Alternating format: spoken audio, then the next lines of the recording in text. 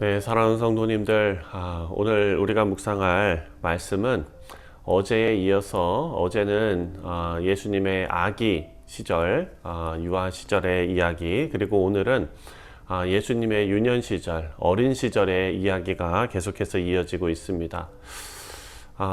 예수님의 탄생과 그리고 세례 요한의 등장 그 사이에 12살 때 예루살렘 성전에서 있었던 예수님의 그 사건이 소개되고 있습니다.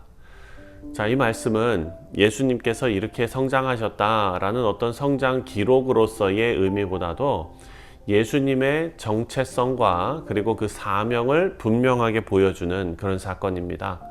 예수님께서 공생애를 시작하시기 전에 이미 하나님의 뜻을 다 깨닫고 계셨으며, 그리고 또 부모에게 순종하는 겸손한 태도를 지니셨다라는 것을 확인할 수 있는 말씀입니다. 자, 오늘 말씀 통해서 예수님의 삶을 우리도 본받을 수 있는, 하나님께서 우리에게 주신 사명을 깨닫고 순종하고 성장하는 복된 우리 모두가 되시기를 주님의 이름으로 축원드립니다. 자, 먼저 41절 말씀을 보면은요, 그의 부모가 해마다 유월절이 되면 예루살렘으로 가더니. 자, 예수님께서는 하나님의 뜻을 깨닫고 계셨다라는 것을 우리가 알 수가 있는데요. 유대인들은 12살이 되면은 율법을 직접 배우고 또 신앙적인 책임을 감당하기 시작했습니다. 그래서 예수님은 부모님과 함께 예루살렘에 올라가서 유월절을 지켰던 것입니다. 유월절은 하나님께서 이스라엘 백성들을 애굽에서 구원하신 그 사건 기념하는 절기 아닙니까? 이곳에서 예수님은 자신의 사명이 무엇인지 깊이 묵상하셨을 것입니다. 46절 말씀을 보면 사흘 후에 성전에서 만난즉 그가 선생들 중에 앉으사 그들에게 듣기도 하시며 묻기도 하시니. 자, 부모님은 예수님을 찾느라 사흘 동안 애를 태웠지요. 우리가 이 이야기를 잘 알고 있습니다. 그런데 예수님께서는 성전에서 율법 교사들과 깊은 토론을 하시고 하나님의 말씀을 묻기도 하시고 그리고 듣기도 하셨다라고 기록되어져 있습니다. 예수님께서는 율법 교육 이상으로 이미 하나님의 아들로서 자신의 사명을 깨닫고 계셨다라는 것을 우리가 알 수가 있습니다.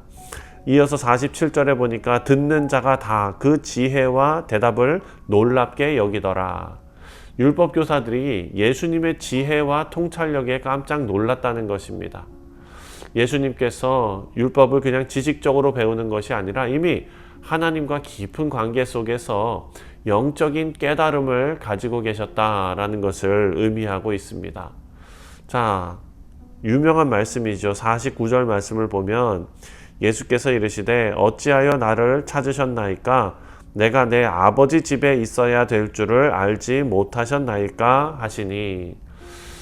예수님의 부모님이 예수님을 찾자 예수님께서 이렇게 대답하신 것입니다. 여기서 중요한 것은 예수님께서 내 아버지 집이라고 표현하셨다는 것입니다. 이것은 요셉이 아니라 하나님이 자신의 진정한 아버지이심을 예수님께서 선포하신 아주 중요한 말씀입니다. 이 말씀 통해서 예수님은 자신이 하나님 아들이며 또 하나님께서 맡기신 사명을 따라 살아야 한다, 그 사실을 분명하게 인식하고 계셨음을 우리에게 보여주고 있습니다. 사랑하는 성도님들, 예수님의 이런 정체성을 우리가 아는 것이 너무나 중요합니다. 예수님께서는 하나님의 아들로서 자신의 정체성을 분명히 알고 계셨고, 우리 또한 하나님의 자녀로서 우리의 정체성을, 성도의 정체성을 올바로 알고 살아가야 될 것입니다. 세상의 기준이 아니라 하나님 뜻 따르는 참된 정체성을 가진 우리 모두가 되시기를 주님의 이름으로 축원드립니다. 51절 말씀을 보면 예수께서 함께 내려가사 나사렛에 이르러 순종하여 받드시더라. 그 어머니는 이 모든 말을 마음에 두니라. 자, 예수님께서 이미 자신이 하나님의 아들이라는 것을 깨달으셨지만 그래도 육신의 부모에게 순종하는 모습을 보이셨습니다. 예수님이 부모에게 순종하셨다. 여러분, 인간적으로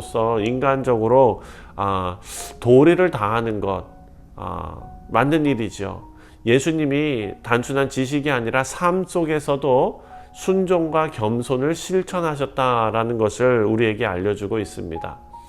우리가 하나님을 안다고 하면서도 부모와 가족을 공경하는데 소홀하지 않아야 된다는 그 사실을 우리에게 알려주고 있습니다. 자, 마지막 52절을 보면 예수는 지혜와 키가 자라며 하나님과 사람에게 더욱 사랑스러워 가시더라. 자, 예수님은 지혜와 그리고 신체적으로, 영적으로, 사회적으로 모든 측면에서 균형 잡힌 성장을 이루셨다라는 말씀입니다. 이것은 우리도 신앙과 삶에서 하나님과의 관계 속에서 균형 잡힌 성장을 하는 것이 중요하다라는 것을 우리에게 깨닫게 해줍니다. 사랑하는 성도님들, 우리가 하는 신앙생활은 성장하는 과정이지요. 신앙은 한순간에 완성되는 것이 아닙니다. 예수님도 시간을 두고 자라가셨다라고 기록되어져 있습니다. 우리도 지속적인 신앙의 성장이 우리에게 있어야겠습니다.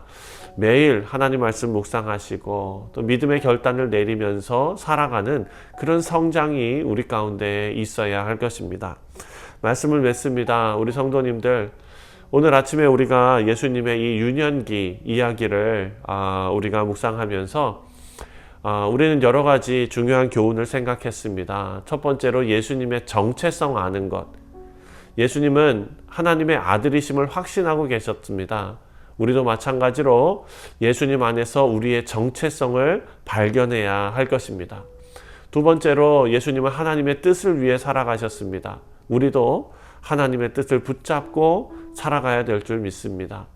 내 아버지 집이라는 표현을 통해서 세상보다 하나님 나라를 먼저 추구해야 한다라는 것을 우리에게 가르쳐 주셨습니다. 그것이 바로 하나님의 뜻을 위해 살아가야 하는 우리의 태도일 것입니다.